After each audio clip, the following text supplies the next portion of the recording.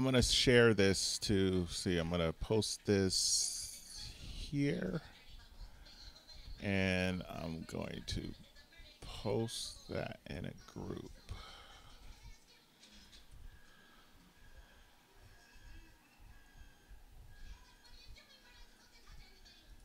Post on Facebook. And then I'm gonna post that here.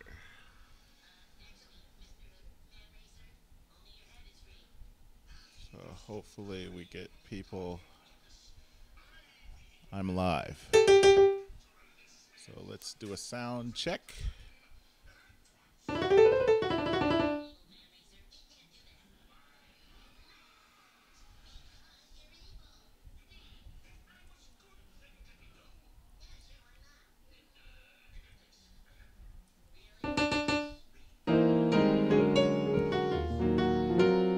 Test 1 2.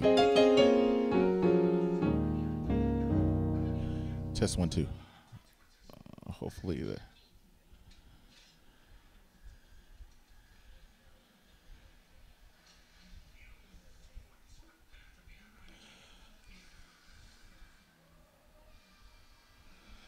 Okay, I'm just gonna play something. If you guys have any questions, the sound on YouTube streaming is much better. So.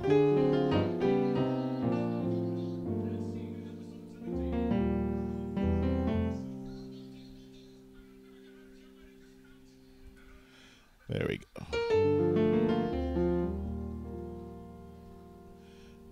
Let me pull up Open Broadcaster.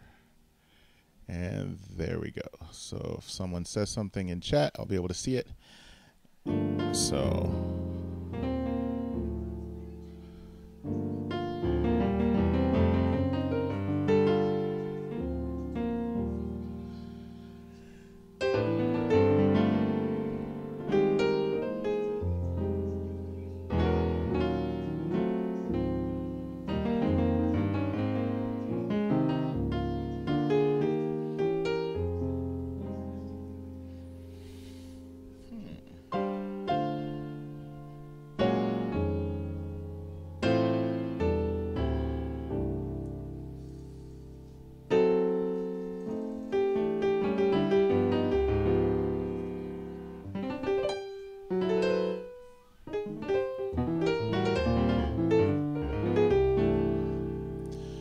So hopefully the people that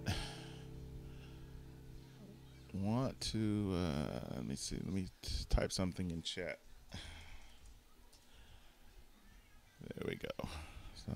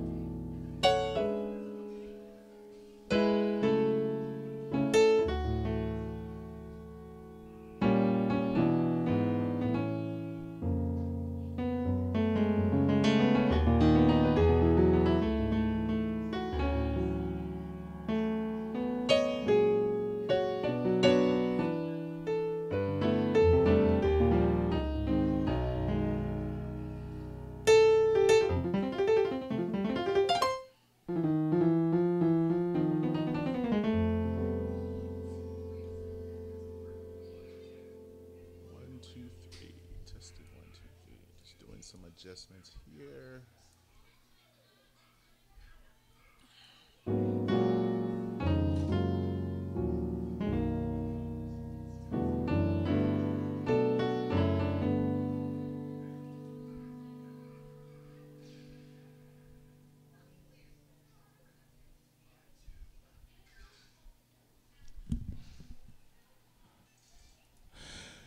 Dexterity in the right hand as a beginner. The same thing you would do with actually to build your dexterity in your left hand, because my left hand is not where my right hand is. So I would say scales. Right, we got to get the fingering right.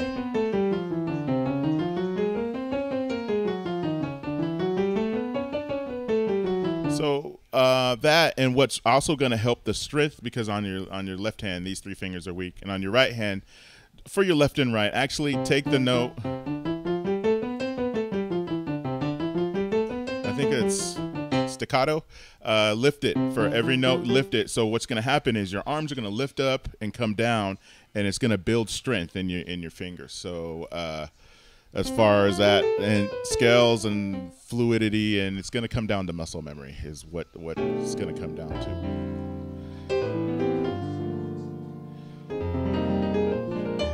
So yeah.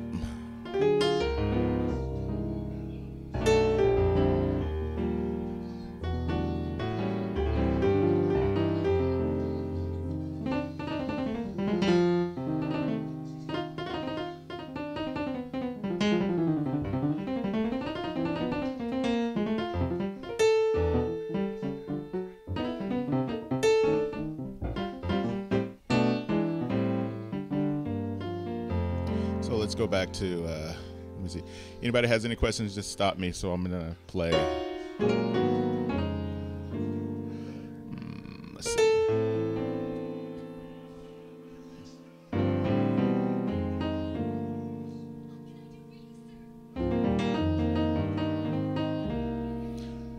And since we're in stereo, I can actually put in some chorus.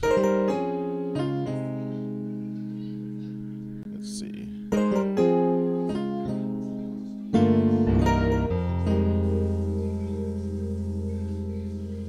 It's actually kind of loud.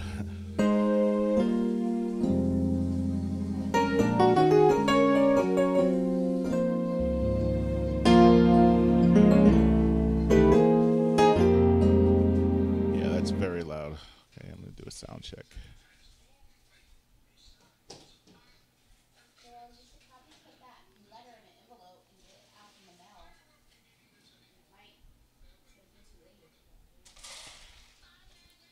So tip for playing in all keys. So you're familiar with F sharp.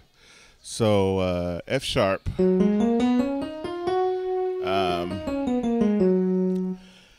If you're familiar with F sharp, you're probably familiar with the key of B. You just have to think differently, because there's only F sharp has 6 sharps in there, 1, 2, 3, and that's a natural 4, 5, and then E sharp is in F sharp. So a neighbor to F sharp would be the key of B. So I'm going to play in F sharp, and let me see. Right. But you're also you're familiar with the key of B, and you may not know it, but you are. Also, what sound am I using? This is MK Sensation from Gospel Musicians. So let me see. The sound I'm currently, So F sharp is the 2, A flat minor, G sharp is the 2 of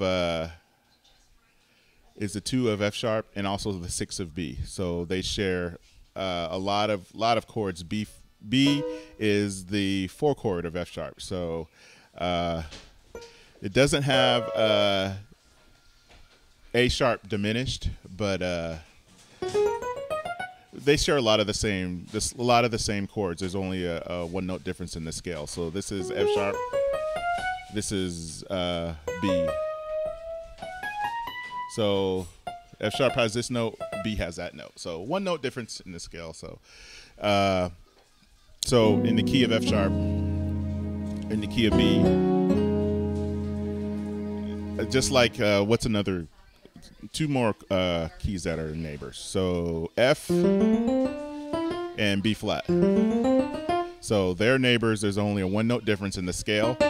They just start with a different note. So if you're familiar with F, you should easily be familiar with B flat, because they share most of the chords. So keys you're familiar with: C sharp, F sharp, and B. So you're familiar with B. You're familiar with F sharp. You're familiar with C sharp. Let's see. Right, and if you're familiar with C sharp, well, G sharp is one of those theoretical keys, so we don't want to, but because it just doesn't, it's weird. I was reading about those theoretical keys. But so what you want to do to learn how to command the key better is you want to learn how to play a scale of chords. So let's go to the key of C. So you can do this. Right. So everyone knows how to do that. Right. And you can see the chord scanner is telling, you know, that's basically what it is. So, you know, so basically learn the scale and then apply the number system to it is how you would become better at mastering it. So you know that if I asked you what the 2 chord was in the key of B, what chord would you say? You would say, and my wife is making fun of me. So you would say C sharp minor. So you learn that in the scale, 1, 4, and 5 is going to be major chord, 2, 3, and 6 is going to be minor, and then the 7th is going to be diminished, or 6/4 inversion. So it's going to go like this. So you want to learn how to play the scale of chords all the way up and all the way down for every key. So check it out. Let me do that again. And you want to learn how to do that. What? My fault. For every key.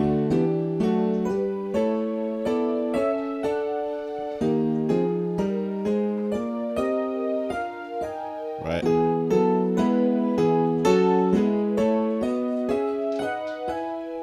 Right. So, right. Very good.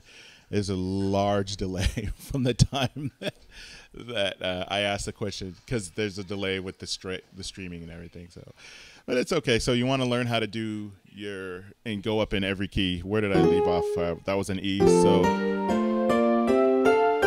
And then when you get really good at it, the drop 2 idea is really great with gospel. So it would go like this.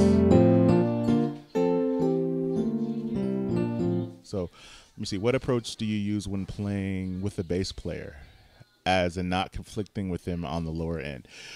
Rootless. So those of us who play B3 organ, you will get familiar with playing rootless. So let me give you an example of rootless gospel. Rootless.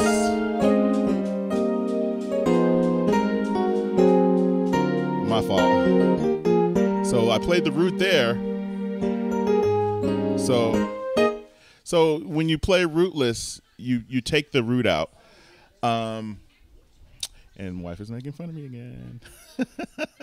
So check it out. If I wanted to play a C rootless, right, I would play E minor. So check this out. This is rootless C. If I wanted to play C minor rootless, I would play this.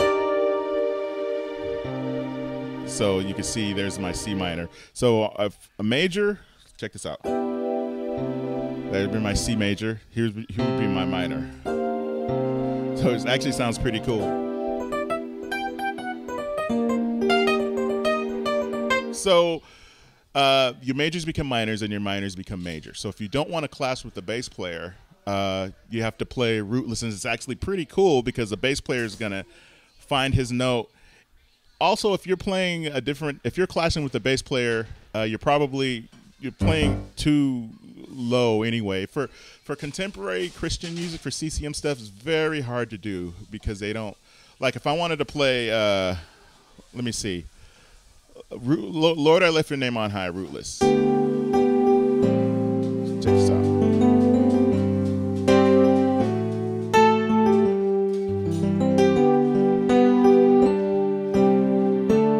Right, okay, there was a root there. So check it out.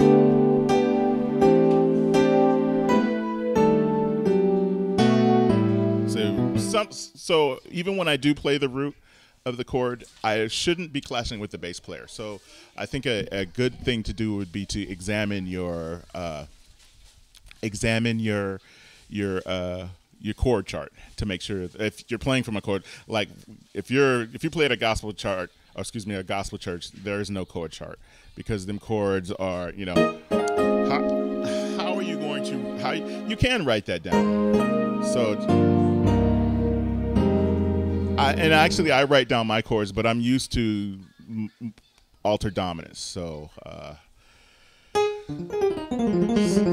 so there you go. So I'm going to continue to play until the next question. Let's go back to the piano. Let's.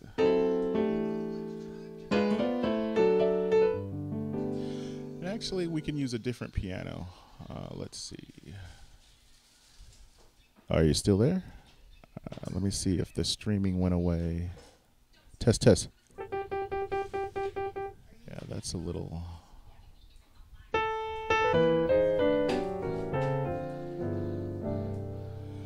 Yeah, this is Keyscape. So we'll do a sound check. Hopefully that sounds okay.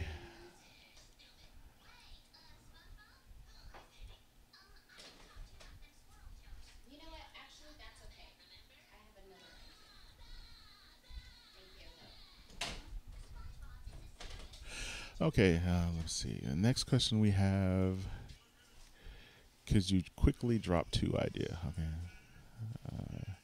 Just as a summary. Okay, let me go back to every other note except, well, not, okay, going back to QCK tap 23. Not necessarily, pretty much play every other note in the chord except the root. You could do that, but just there has to be a structure, and of course it's got to be voiced tastefully. So, you know, you can think of it that way. But like I said, rootless C, basically I'm playing an E minor 7 on both hands. Rootless C minor, I'm playing E flat major 7 on both hands. So like I said, majors become minors and minors become major. And then when you play your altered dominant, like a C7, that it's gonna be like a chord over a tritone, the third and the dominant 7. So that's how I go. See, as far as drop 2 ideas goes, again, simple stuff. So check this out.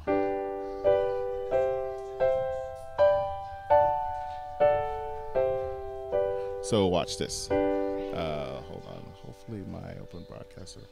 So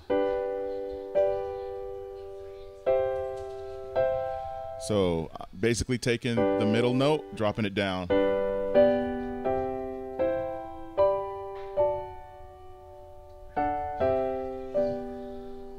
And then when you add your tasteful flips in there.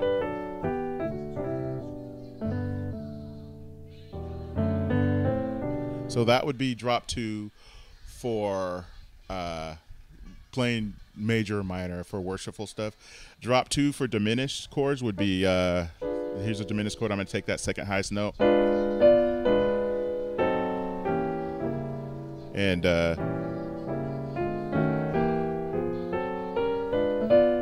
it sounds really good, really gospel-y. And then for major 7, like I could take a major 7, take that second highest note, drop it down so I can actually do something like this.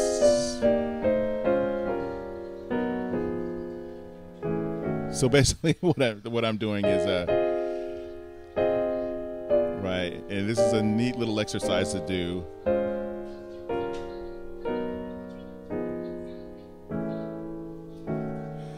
So you learn your drop 2s.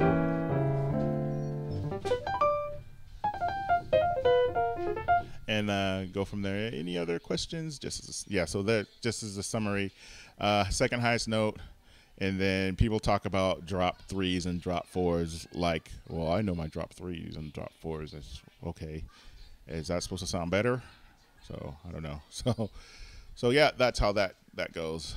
So I'm gonna keep playing. Any other questions? The piano you hear here is Keyscape. And I don't know, you won't be able to hear the fan spin up on my.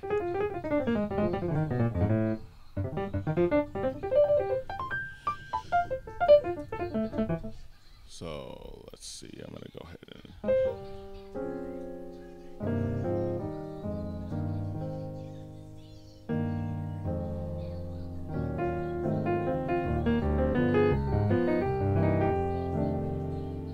That's actually kind of loud. So let me do a sound check.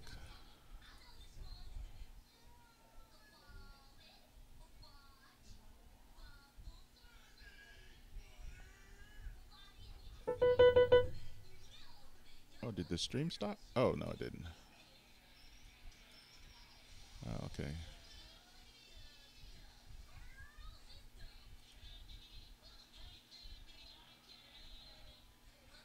Okay, let me see.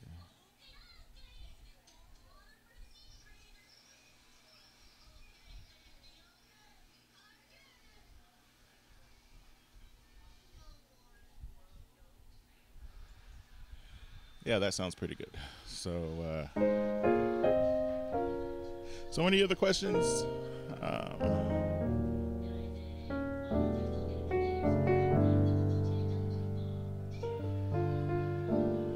So anybody new to piano or have any questions on chord structures, what I'm doing, any scales?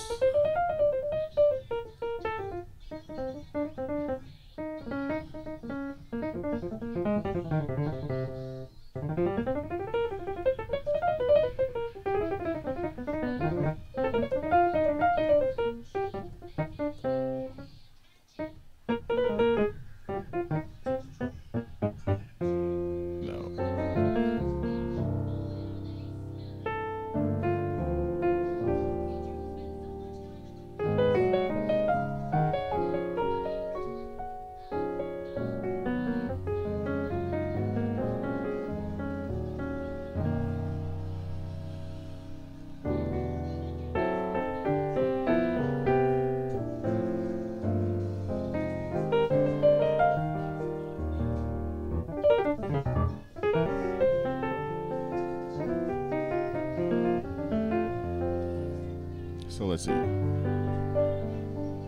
So the worship stuff, I posted up an inform that I'll be talking about worship piano. So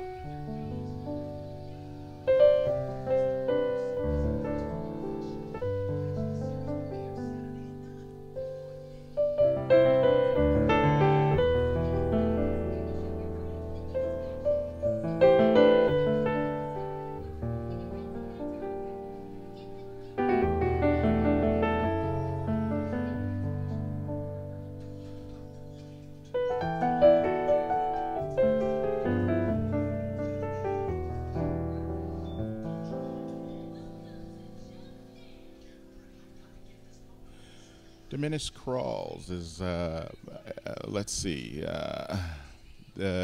Yolanda Adams in the midst of it all. So it's basically a drop two that you crawl up.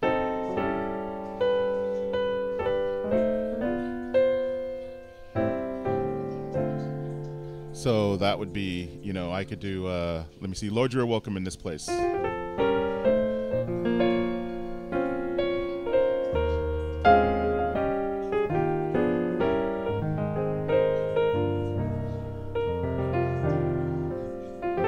Crawl again.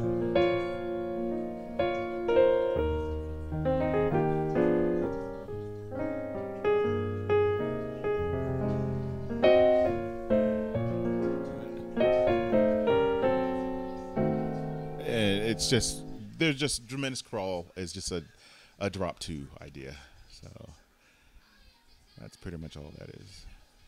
So let me see. Yeah, Keyscape is kind of, let's go back to contact there. Yeah, although that Keyscape did sound pretty good. So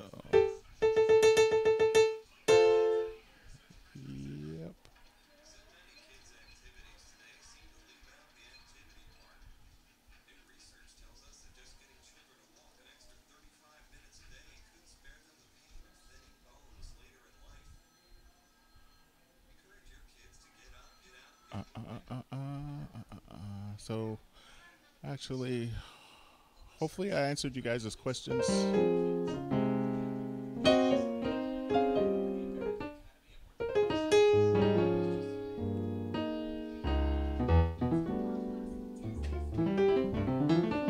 So basic theory for backing up a preacher. 13 sus chords are what is going to is what you're going to use to match the preacher's, it's going to be your opener preacher chord. And 13 sus chords sound like this. So basically you're hitting a G minor over 1, 5, 7. So, and what's going to happen is, so I'm in the key of F. So I'm going to play, right. So basically like Yolanda Adams, the turnaround they do in Yolanda Adams in the midst of it all. So they do, so now I'm in B flat.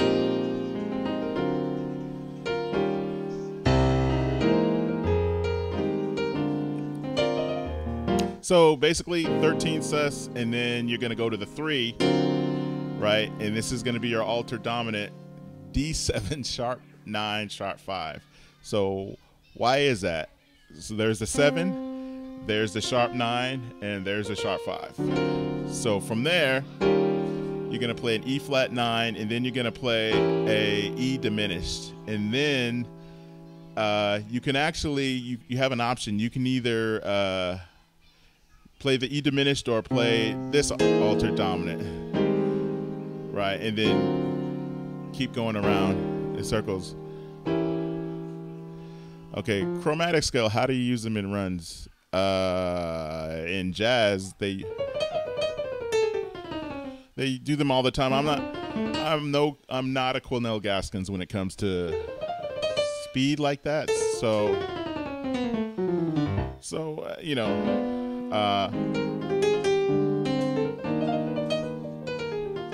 so I'm using chromatic ideas, kinda, or like when you play the diminished scale or when you play the bebop scale. So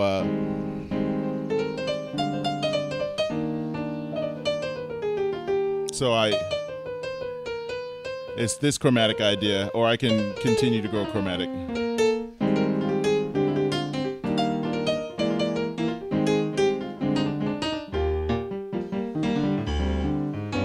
So chromatic is if you have the dexterity to do it, they kind of hurt for me, but you know, that's how I'd use them there. So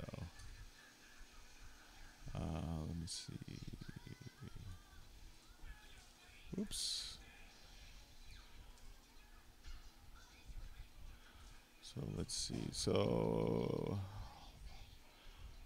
yep, everybody. I'm going to go ahead and stop it here. And thanks for all of your questions. And I'm getting this perfected soon. I'll post up when these live videos are going to happen instead of me just doing them. So thank you very much.